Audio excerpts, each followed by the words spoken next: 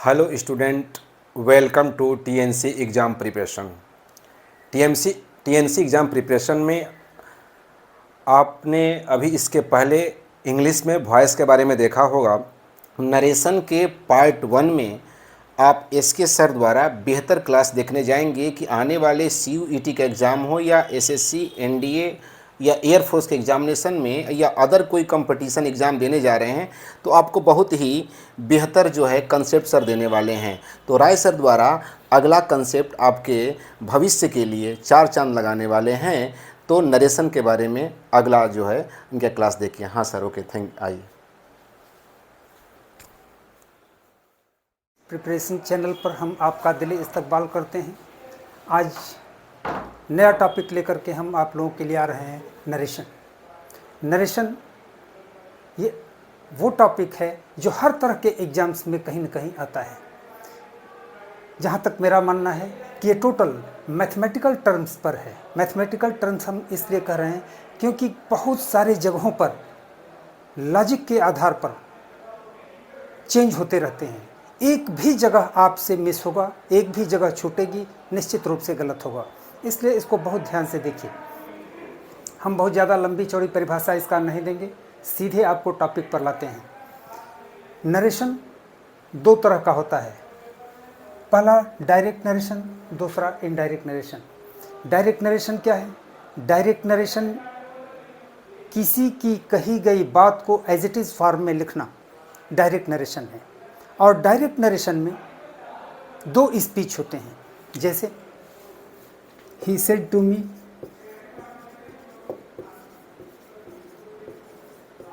I am not feeling well today. ये sentence है। Narration narrate नामक शब्द से बना है, नरेट। और नरेट का मतलब होता है टू से समथिंग।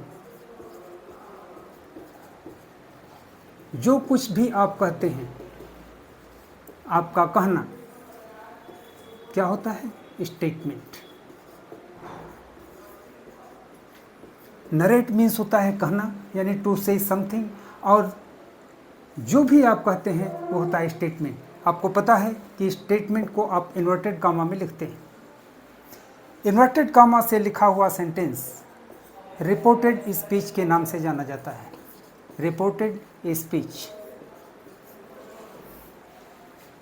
और इसके पहले कामा लगा होता है और एक सेंटेंस होता है जो प्लेन होता है।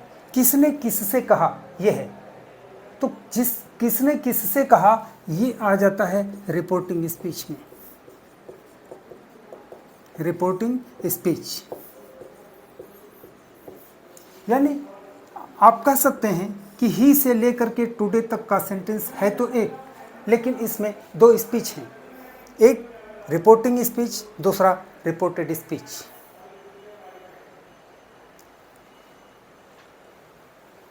इसमें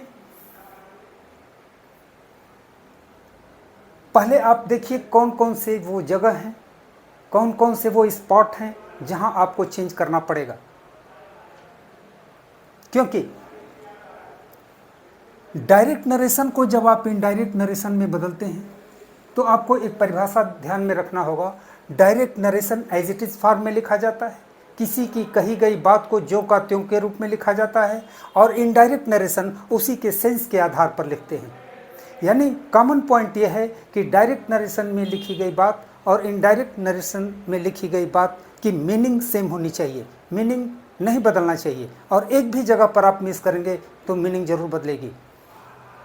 तो सबसे पहले आपको ये देखना है कौन कौन सी वो जगहें हैं, कौन कौन से वो स्पॉट हैं जहाँ पर आपको चेंज करना पड़ेगा। कुल 6 जगह होती है जहाँ पर आपको चेंज करना पड़ता है।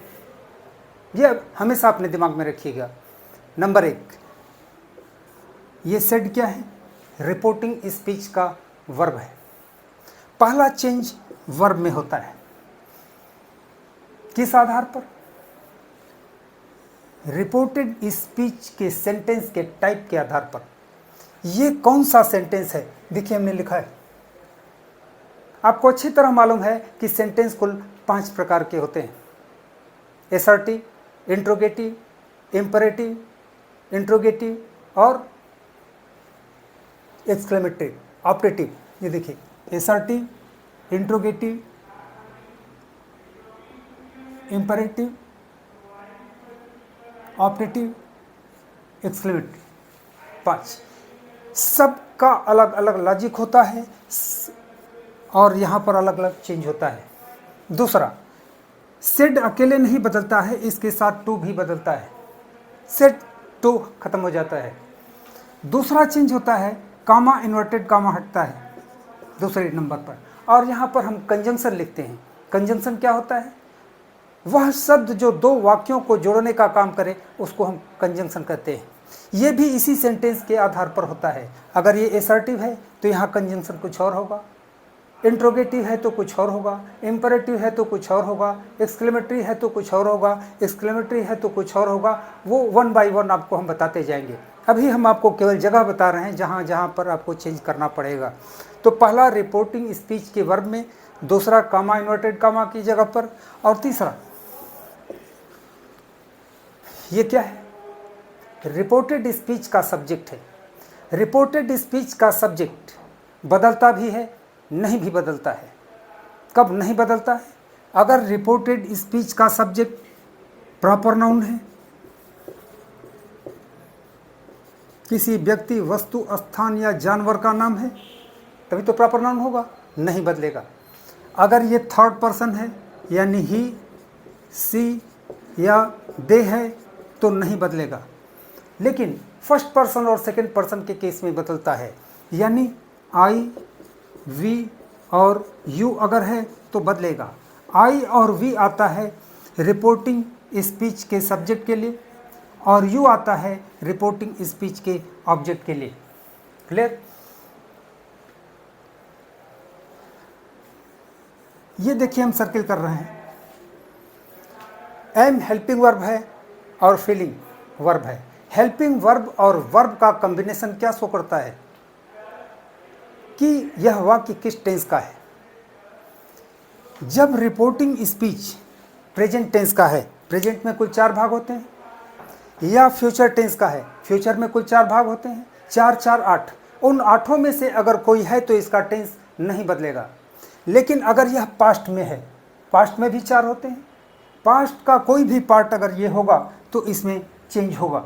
कैसे? अभी इसका भी हम चार्ट लिखवाएंगे जो टेंस पर ही बेस्ड होगा।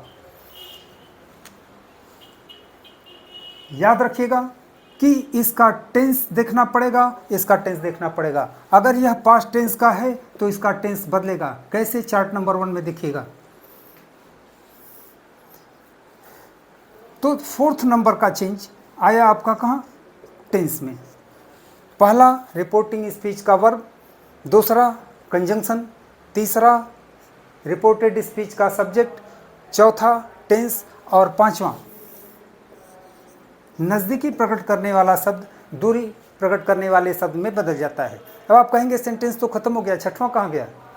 आपको पता है कि इंट्रोगेटिव सेंटेंस में मार्क ऑफ इंट्रोगेशन लगता है और एक्सक्लेमेटरी सेंटेंस में मार्क ऑफ एक्सक्लेमेशन लगता है। अगर ये दोनों सेंटेंस हैं तो ये 2 चीज़ बढ़ जाएगी। यहाँ फुल स्टॉप की जगह पर ये रहेगा, फुल स्टॉप की जगह पर मार्क ऑफ एक्सक्लेमेशन हो सकता है। तो ये बदल करके फुल स्टॉप में हो जाएगा। ये 6वें नंबर का चेंज है। कहीं भी अगर आप मिस करेंगे तो गलत जरूर होगा।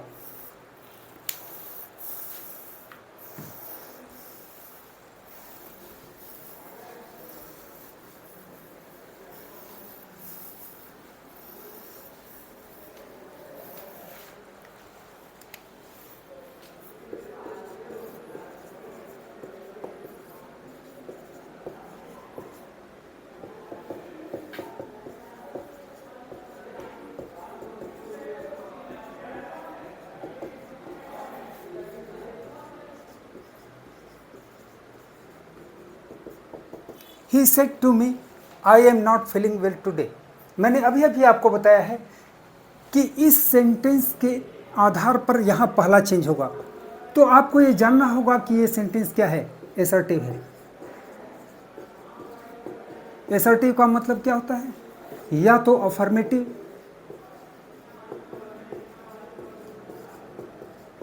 या तो निगेटिव। जब किसी भी सेंटेंस से काम होने का इन्फॉर्मेशन मिले तो अफर्मेटिव है, काम न होने का इन्फॉर्मेशन मिले तो निगेटिव है, और दोनों एसर्टिव है। तो जब एसर्टिव कहा जाएगा तो आप समझिएगा कि इन दोनों के लिए बात की जा रही है। आई am not feeling well today assertive sentence है। फार्मूला क्या बनता है कि जब रिपोर्टेड स्पीच यानी इन्वर्टेड कामा से ढका हुआ सेंटेंस एसर्टिव सेंटेंस से बिलोंग करता है और रिपोर्टिंग स्पीच में ऑब्जेक्ट भी दिया गया है, यानी किससे कहा गया है ये बताया गया है, तब सेट बदलता है। बदल करके इसके जगह पर हम लिखते हैं टोल्ड। जिस टेंस में होगा उसी टेंस में बदलेगा। ओरिजिनल फॉर्मेट क्या है से, तो इसका होगा टेल। जब सेकंड फॉर्म इसका होगा तो इसका भी सेकंड फॉर्म होगा। इसका यस या ईएस फॉर्म होगा तो इसका भी यस या ईएस फॉर्म होगा। यहाँ पर second form of the verb है, इसलिए आप भी second form of the verb लगाएंगे told. He told me, said to खत्म, इसके जगह पर आ गया टोल्ड। कामा इन्वर्टेड कामा हटता है तो कंजंक्शन लिखते हैं। एसर्टिव सेंटेंस के केस में हमेशा कंजंक्शन दैट होता है। आई, जैसा कि अभी हमने आपको बताया है कि आई रिपोर्टिंग स्पीच के सब्जेक्ट के लिए आता है, तो यहाँ पर रिपोर्टिंग स्पीच का सब्जेक्ट क्या है, ही। आप भी लिखेंगे ही, लेकिन इसी साथ आपको हम आप बता दें कि कोई ज़रूरी नहीं कि यहाँ ही होगा। मान लीजिए अगर यहाँ मोहन होता तो भी आप ही लिखते। कहना यह है कि अगर masculine gender singular number third person, masculine gender singular number third person, masculine gender होता ही, तो क्या हो जाएगा ही। फेमिनिन जेंडर है तो सी। समझा रही बात। जब ये पास्ट टेंस में है तो ये क्या बदलेगा, यही आपको बताना है। इसी के लिए यहीं पर जा करके ब्लॉक हो जाएगा। यहां तक तो आप कर लेंगे, इसके बाद ब्लॉक होना है, इसलिए आप चार्ट नंबर 1 पर ध्यान दीजिए।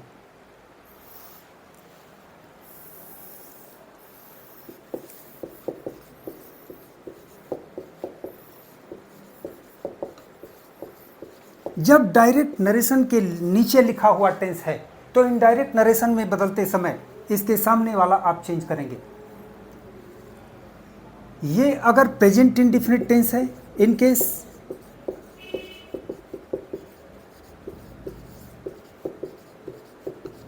तो बदल करके होगा पास्ट इंडेफिनिट।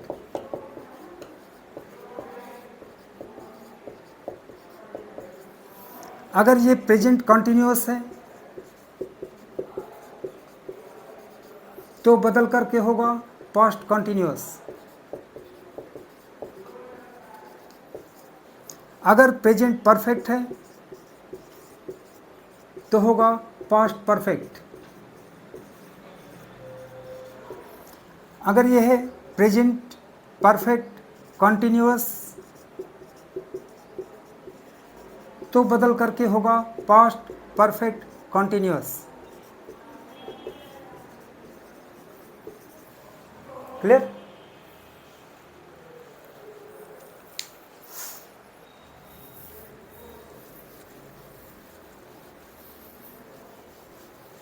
अगर इसका टेंस मान लीजिए पास्ट इंडेफिनिट है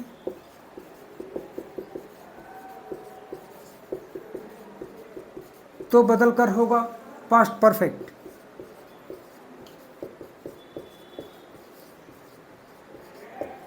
अगर पास्ट कंटिन्यूअस है तो बदल करके होगा पास्ट परफेक्ट कंटिन्यूअस। अगर ये पास्ट परफेक्ट है तो नो चेंज। नो चेंज का मतलब क्या, टेंस का चेंज नहीं होगा, बाकी जो चेंजेस होते हैं वो होंगे। अगर ये पास्ट परफेक्ट कॉन्टिन्यूअस है तो नो चेंज। क्लियर?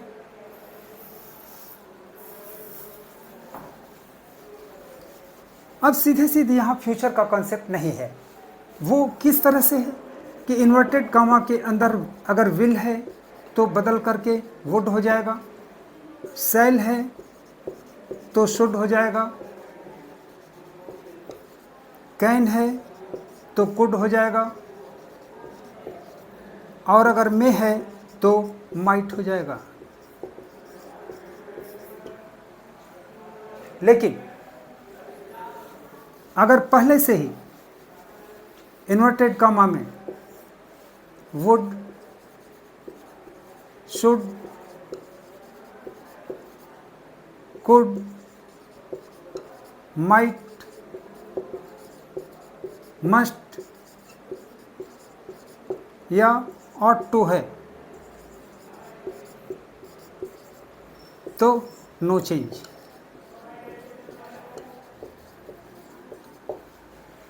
टेंस का चेंज नहीं होगा। अब आइए टॉपिक पर आते हैं। ये पास्ट टेंस का है इसलिए इसका टेंस बदलना है। एम के साथ वर्ब में आईएनजी किस टेंस में लगता है? प्रेजेंट कंटिन्यूअस में। और अभी हमने चार्ट में लिखाया है कि प्रेजेंट कंटिन्यूअस बदलता है, पास्ट कंटिन्यूअस में होता है। तो ही के साथ पास्ट कंटिन्यूअस में हेल्पिंग वर्ब क्या होगा? वाज। नॉट से कोई मतलब नहीं, वो तो रहेगा ही। पास्ट कंटिन्यूअस में भी ING form of the verb रहेगा, फीलिंग रहेगा, वेल का वेल। अब फिर आकर के एक जगह ब्लॉक होने जा रहा है, वो क्या? नज़दीकी प्रकट करने वाला शब्द दूरी प्रकट करने वाले में। तो ये चार्ट नंबर 2 है जो अभी हम आपको लिखवाने जा रहे हैं। अगर सेंटेंस में कहीं इन्वर्टेड कामा के अंदर दिस है तो बदल करके हो जाएगा दैट, नाउ है तो बदल करके हो जाएगा देन, दीज है तो बदल करके हो जाएगा दोज, हियर है तो बदल करके हो जाएगा देयर, टुडे है तो होगा दैट डे, टुमारो है तो हो जाएगा द नेक्स्ट डे, यस्टरडे है तो हो जाएगा the previous day, the previous day. अब देखिए फीलिंग वेल हो गया। अब टुडे किस में बदलेगा? दैट डे में। इस तरह से एक एक चीज पर आपको फोकस करना है। इस चार्ट को हम पहले भी लिखा सकते थे लेकिन प्रैक्टिकल नहीं होता। जगह जगह पर जहां प्रॉब्लम आएगी वहां पर रोक करके उस जगह का चार्ट हमने आपको लिखवा दिया है। ये चार्ट बहुत इंपॉर्टेंट है। अगर आपने चार्ट याद कर लिया तो काफ़ी कुछ नरेशन वैसे ही तैयार होगा।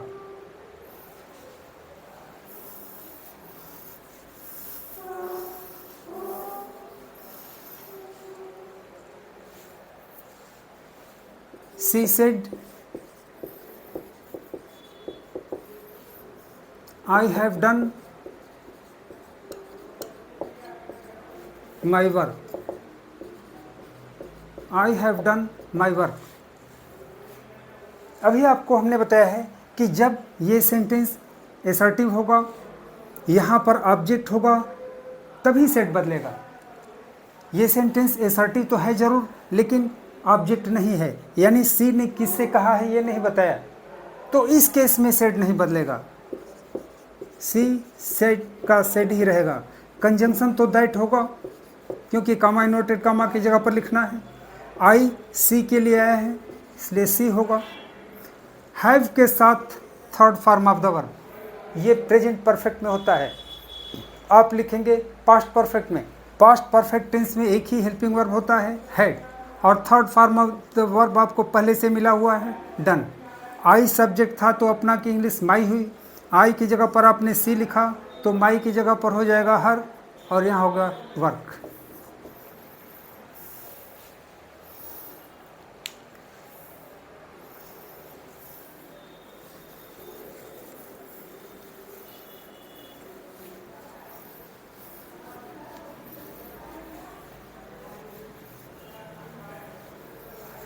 लेकिन कुछ ऐसे भी सेंटेंसेस होते हैं जिसमें टेंस का चेंज कभी नहीं होता है। जैसे my teacher said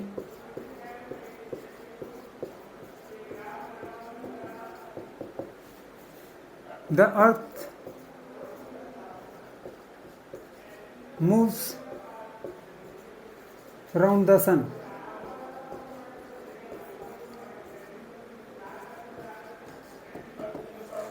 the earth moves round the sun, ये क्या है? यूनिवर्सल ट्रुथ है। अगर रिपोर्टेड स्पीच यूनिवर्सल ट्रुथ का है तो उसका टेंस कभी नहीं बदलेगा, चाहे यहाँ भले पास्ट टेंस का हो। My teacher said that the earth moves round the सन।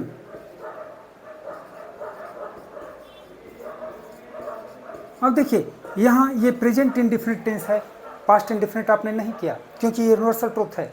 एक और एग्जांपल देखते हैं। ही सेड टू मी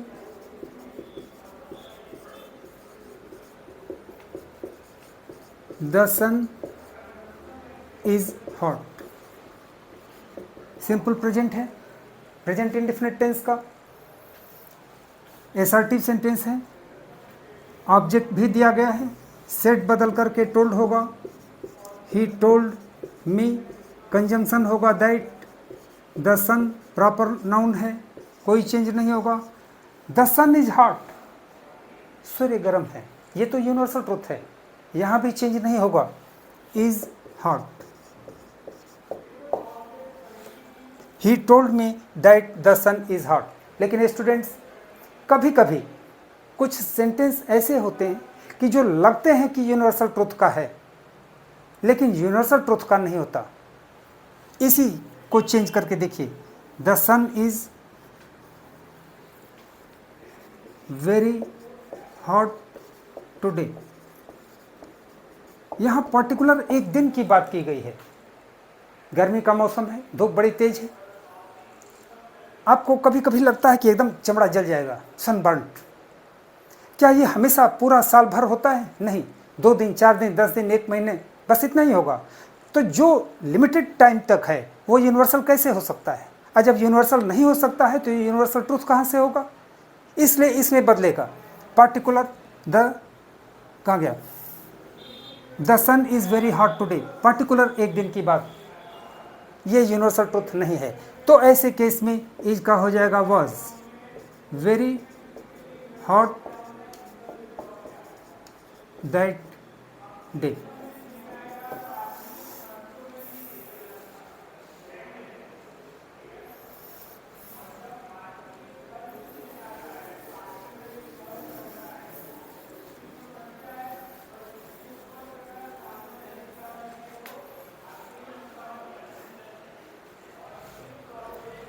अब दूसरा देखिए इंट्रोगेटिव सेंटेंस का।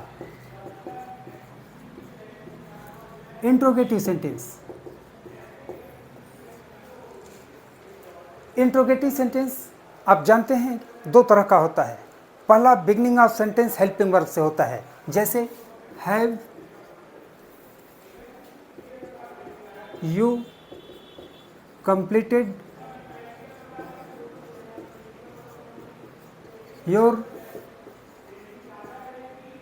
वर्क। और दूसरा वो इंट्रोगेटिव जिसमें beginning of sentence question word से होता है, जैसे when did you do your work. देख रहे, दोनों को इनडायरेक्ट नरेशन में चेंज करने का अलग अलग सिस्टम होता है। पहले को देखते हैं जिसमें beginning of sentence helping verb है। ही सेड टू मी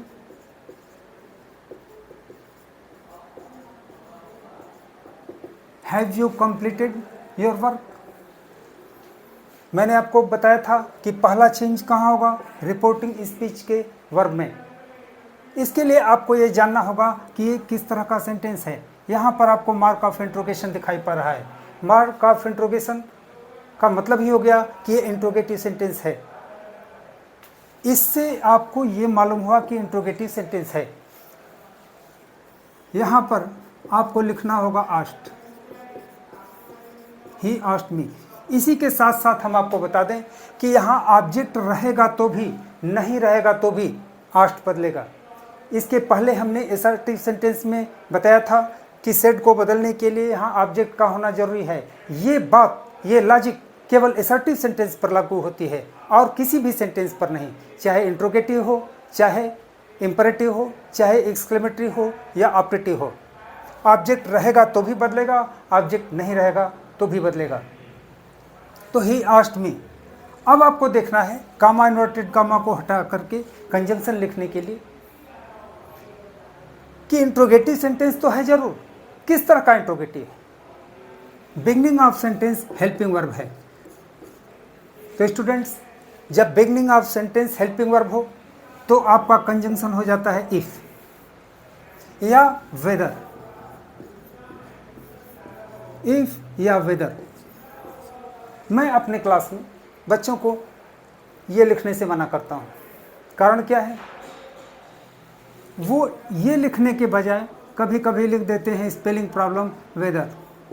अब देखिए अर्थ का अनर्थ हो जाता है। जानते रहिए, लेकिन जब आपके लिखने की बात आए तो ये करिए, ठीक है। इफ तो कंजंक्शन आप लगा दिए। प्रॉब्लम इसके बाद ही शुरू होती है। इसके बाद का सेंटेंस हम कैसे लिखेंगे? तो स्टूडेंट्स, इसके बाद का सेंटेंस आपको या तो अफर्मेटिव बनाना होगा या निगेटिव बनाना होगा। निगेटिव आप तब बनाएंगे जब इसमें कहीं नॉट है। अगर नॉट नहीं है तो अफर्मेटिव बनाएंगे। यानी आप कौन सा फार्मूला फॉलो करेंगे? Subject plus helping verb plus verb plus object plus others if any plus full stop. कहा था मैंने, क्वेश्चन मार्क बदलेगा, फुल स्टॉप में होगा, ठीक है। अगर मान लीजिए ये निगेटिव होता तब आप कौन सा फार्मूला फॉलो करते? Subject plus helping verb plus not plus verb plus object if any then after others if any then after full stop. समझ पा रहे हैं? यहाँ पर नॉट नहीं है, इसका मतलब ये फार्मूला अप्लाई नहीं करना होगा, ये वाला करना होगा। यानी आपको पहले चाहिए सब्जेक्ट। रिपोर्टेड स्पीच का सब्जेक्ट क्या है? यू। और मैंने बताया है कि यू हमेशा रिपोर्टिंग स्पीच के ऑब्जेक्ट के लिए आता है। ही ने जब मी से बात किया तो इसको यू कहा होगा ना, तो यू आया किसके लिए? मी के लिए। अब मी तो ऑब्जेक्ट है, मी ऑब्जेक्ट है, चाहिए सब्जेक्ट, तो मी का सब्जेक्ट क्या होता है? आई। यानी इस यू के जगह पर आपको लिखना है आई, सब्जेक्ट हो गया। अब चाहिए हेल्पिंग वर्ब। यहाँ देखिए हैव के साथ third form of the verb लिखा हुआ है, यानी प्रेजेंट परफेक्ट है, तो आपको पास्ट परफेक्ट बनाना है। पास्ट परफेक्ट में एक ही हेल्पिंग वर्ब होता है, हैड। इसके साथ वर्ब का थर्ड फॉर्म जो कि लिखा हुआ है आई हैड कंप्लीटेड। जब सब्जेक्ट यू था तो अपना की इंग्लिश योर। यू की जगह पर आपने आई लिखा तो योर की जगह पर क्या लिखेंगे? माई वर्क, और यहाँ पर full stop.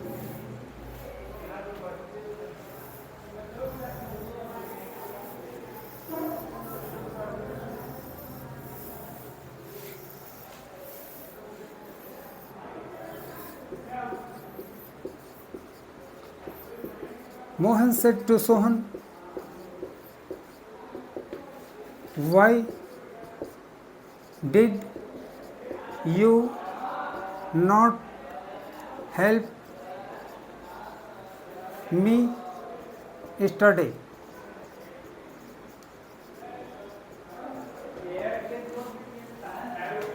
Mohan said to Sohan, "Why did you not help me yesterday?" यहाँ देखिए मार्क ऑफ इंट्रोगेशन है जो बता रहा है कि इंट्रोगेटिव सेंटेंस है। यहाँ पर आपको आस्ट लिखना है, होगा मोहन आस्ट सोहन अब प्रॉब्लम आ गई कंजंक्शन की, क्योंकि यहां देखने पर आपको मालूम हुआ कि beginning of sentence helping word से नहीं है, क्वेश्चन वर्ड से है, इंट्रोगेटिव वर्ड से है। तो जब इंट्रोगेटिव वर्ड से वाक्य की शुरुआत होती है तो जो भी इंट्रोगेटिव वर्ड है वही आप फिर लिख देंगे, वही। अब बाकी फार्मूला वही फॉलो करेंगे जो इसके पहले का था, यानी वाई के बाद आपको हेल्पिंग वर्ब नहीं लगाना है, या किसी भी इंट्रोगेटिव वर्ड के बाद आपको हेल्पिंग वर्ब नहीं लगाना है। क्या लगाना है? सब्जेक्ट। यहाँ भी सब्जेक्ट यू है, ये यू आया सोहन के लिए, third person, masculine gender, singular number. क्या लिखेंगे? ही। डिड के साथ वर्ब का फर्स्ट फॉर्म लिखा हुआ है, तो डिड के साथ वर्ब का फर्स्ट फॉर्म किस टेंस में होता है? पास्ट इंडिफिनिट में। बनेगा पास्ट परफेक्ट में। हेड हो गया। इसके तुरंत बाद आपको लगाना है नॉट। अब इसका थर्ड फॉर्म लगाएंगे, क्योंकि हेड के साथ थर्ड फॉर्म लगता है, हेल्प। ये मी किसके लिए आया होगा? मोहन के लिए। Mohan third person, masculine gender, singular number है, तो इसका सब्जेक्ट तो होता है ही। आपको चाहिए ऑब्जेक्ट, तो ही का ऑब्जेक्ट क्या हो जाएगा? हिम। यहाँ मी की जगह पर आप लिखेंगे हिम, और यस्टरडे का the previous day.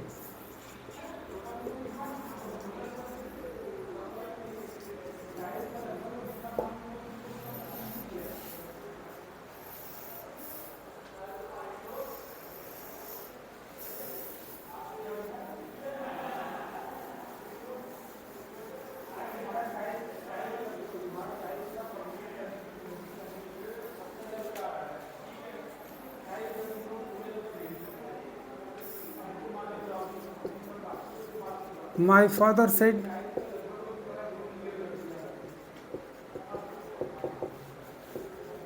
who broke this jug? यहाँ पर आप देख रहे हैं कि हु के साथ हेल्पिंग वर्ब नहीं है, क्योंकि आपको पता होगा कि प्रेजेंट इंडेफिनिट और पास्ट इंडेफिनिट टेंस में हर इंट्रोगेटिव वर्ड के साथ हेल्पिंग वर्ब होता है, हु के साथ नहीं होता। प्रेजेंट इंडेफिनिट टेंस में यस या ईएस फॉर्म का वर्ब होता है, पास्ट इंडेफिनिट टेंस में सेकंड फॉर्म का वर्ब होता है। ठीक, तो इसके साथ नियम बदलता रहता है। जब हु किसी सेंटेंस में लगता है तो सब्जेक्ट मिलता ही नहीं, यह हमने पैसिव वॉइस में भी आपको बताया था, क्योंकि हु सब्जेक्ट को ही पूछता है। My father asked, interrogative word जो होगा वही आप लिखेंगे हु। ये क्या बनेगा? Affirmative sentence. तो होना क्या चाहिए? Subject plus helping verb plus verb plus object plus others if any, then after full stop. यहाँ तो सब्जेक्ट भी नहीं मिल रहा है, तो जब सब्जेक्ट नहीं मिलेगा तो कोई बात नहीं, बाकी को उसी सीक्वेंस में लिखिए जिसमें लिखना है। सब्जेक्ट को लेट इट गो। तो ये second form of the verb है, पास्ट इंडेफिनिट टेंस का हुआ। बदलेंगे पास्ट परफेक्ट में तो हेल्पिंग वर्ब हो जाएगा हैड। अब यही ब्रोक थर्ड फॉर्म में हो जाएगा, ये सेकंड फॉर्म में है तो थर्ड फॉर्म में इसका होगा ब्रोकन। दिस का दैट, जग का जग ही होगा, क्वेश्चन मार्क बदलेगा full stop.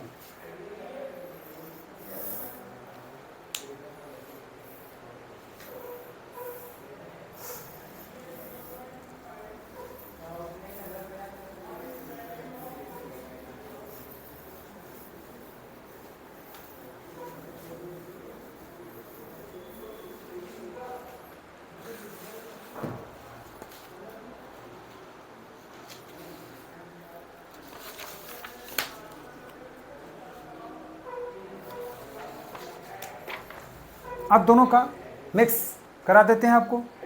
He said to Vinod,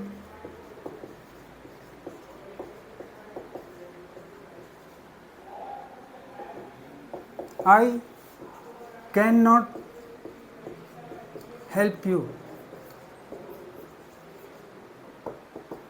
यह है असर्टिव का, जो पहले वाला हम आपको बताएं। क्या होगा? एसर्टिव सेंटेंस है, ऑब्जेक्ट भी दिया गया है, सेड बदलेगा टोल्ड में, ही टोल्ड विनोद, कंजंक्शन हो जाएगा दैट, आई आया ही के लिए, यहाँ लिखेंगे ही, कैन का कुड नॉट हेल्प यू, यहाँ पर किस रूप में है?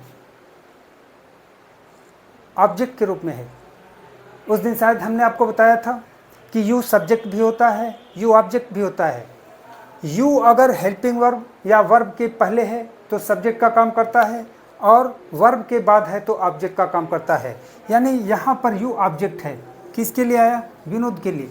तो Vinod third person masculine gender singular number है, इसका सब्जेक्ट क्या होता? ही, तो ऑब्जेक्ट क्या होता?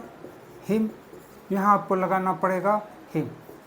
इस तरह से आप देख रहे हैं कि जैसा कि मैंने आपको पहले ही बताया कि मैथमेटिकल टर्म्स पर हैं, यहाँ ये है तो यहाँ ये होगा। अक्सर आप देखे होंगे आई के साथ माई, ये अपना की इंग्लिश है।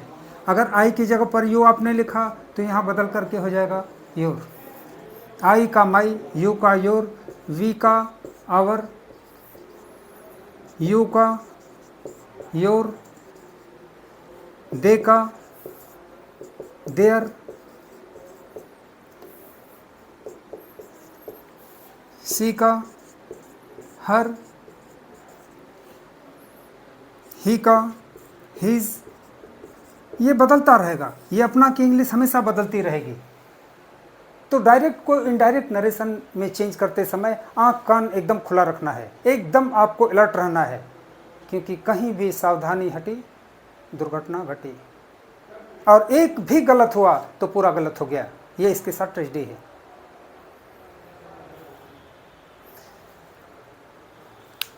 तो इस तरह से आज आपको 2 हमने बताया है, और 3 है सेंटेंस, ऑप्टेटिव, एक्सक्लेमेटरी और इंपेरेटिव। लंबा है, आज पूरा तो नहीं हो पाएगा, इसलिए आधे में हम छोड़ना नहीं चाहते हैं।